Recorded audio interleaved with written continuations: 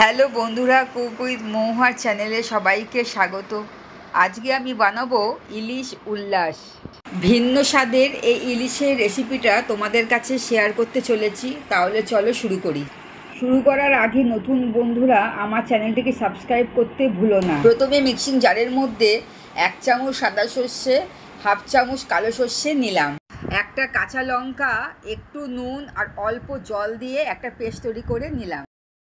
এই পেস্টের মধ্যে 4টে রসুনের কোয়া, একটা শুকনো লঙ্কা, 1 চামচ হলুদ গুঁড়ো, 2 চামচ ভিনেগার দিয়ে আবারও পেস্ট তৈরি করে নিলাম।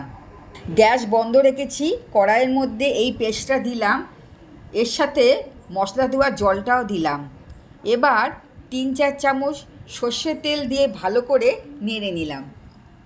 ইলিশ মাছগুলোকে ভালো করে ধুয়ে নিয়েছি। এবার 1 চামচ নুন দিয়ে মাছগুলোকে ভালোভাবে মাখিয়ে নিলাম। এবার একটা একটা করে মাছগুলো গ্রেভির মধ্যে দিয়ে উল্টিয়ে পাল্টিয়ে নিয়েছি। এবার গ্যাসটা চালু করে দিলাম।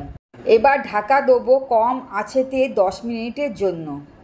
ঢাকা খুললাম, ইলিশ মাছটা রেডি হয়ে গেছে। এই রেসিপিটার মূল উপকরণ হলো ভিনিগার আর রসুন।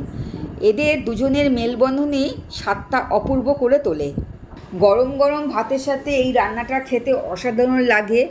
আমার এই রান্নাটা যদি তোমাদের ভালো লাগে তাহলে লাইক, শেয়ার, সাবস্ক্রাইব করতে ভুলো না। পরবর্তী রেসিপিতে আবার দেখা হবে। টাটা।